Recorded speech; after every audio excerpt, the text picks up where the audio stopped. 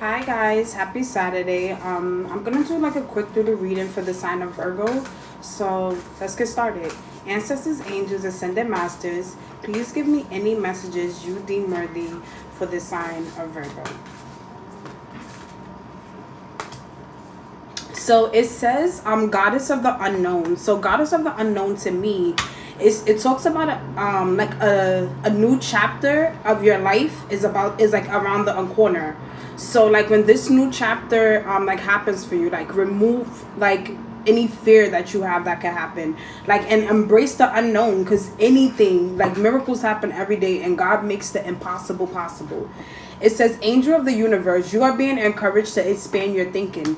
So a new sense of direction is gonna come to you, like a purpose will soon manifest to you, and it's gonna change the way that you've been thinking